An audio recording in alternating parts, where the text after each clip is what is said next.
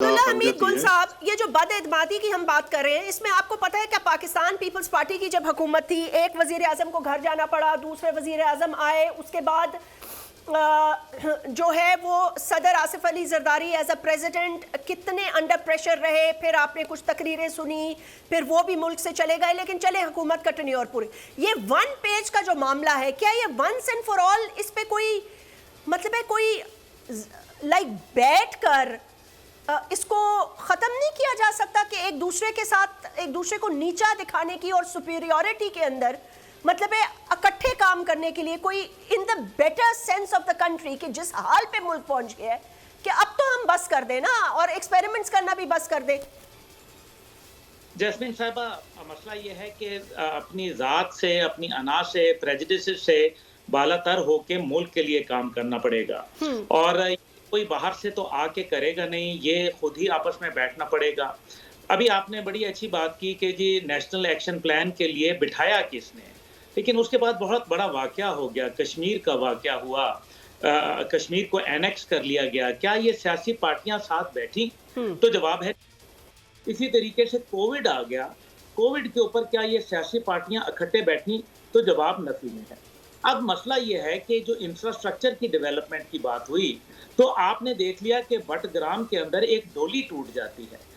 چوتھی جنریشن ہے ان لوگوں کی جو سول ڈیفنس اور مختلف جو گورنمنٹ کے ادارے ہیں جو کہ عوام کی سہولیات کے لیے بنے ہیں، وہ ایک ڈولی میں سے ایک لوگوں کو ریسکیو نہیں کر سکتے.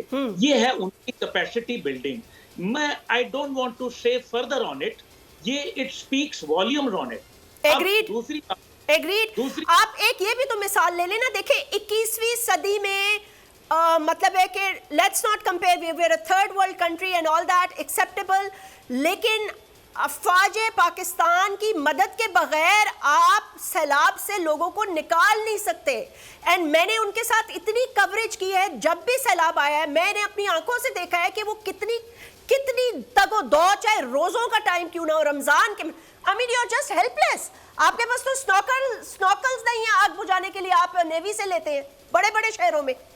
میں یہی گزارش کر رہا تھا. دیکھیں سیلاب ہے، ایکسٹرا آرڈنری آیا، اس کے اندر پورے ملک کو اور افواج اسی کا حصہ ہے، بالکل درست بات ہے.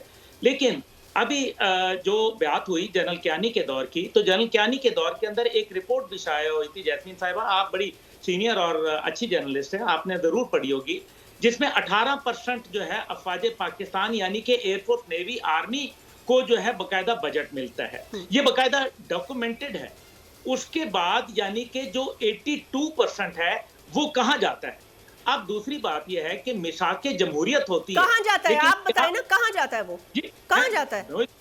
دیکھیں نا، یہ گورنمنٹس جو جنہوں نے کی ہیں ان سے پوچھنا چاہیے کہ ڈولی ٹوٹ جائے تو کیا ہوتا ہے، سیلاب آ جائے تو کیا ہوتا ہے، کووڈ آ جائے تو کیا ہوتا ہے، وینٹیلیٹر کا حال کیا تھا وہ آپ کے سامنے. آئی ڈونٹ ہیو ٹو سے، آپ کو اچھی طریقے سے معلوم ہے. اب دوسری بات جو اہم بات ہے، میثاق جمہوریت ہو سکتا ہے، لیکن کیا میثاق غربت کسی نے کیا؟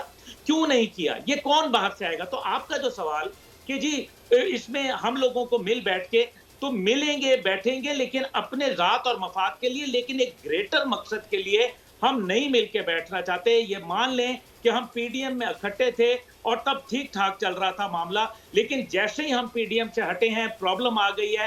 ادھر دوسری طرف پی ٹی آئی نے جو کردار ادا کیا، لوگوں کی امیدوں کا جنازہ نکال دیا، ان کی امیدوں کو ڈیش کیا، نوجوانوں کو مایوس کیا، وہ اس کے علاوہ ہے، اور اپنی ریاست کے خلاف بیانیاں گڑنا شروع کر دیا.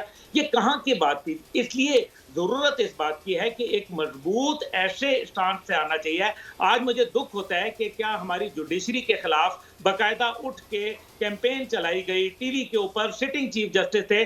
مانتا ہوں میں نے خود ان کے خلاف بولا، اس کے حوالے سے میں تحفظات رکھتا ہوں، لیکن کیا یہ ایک مہذب معاشرے کے اندر درست بات تھی؟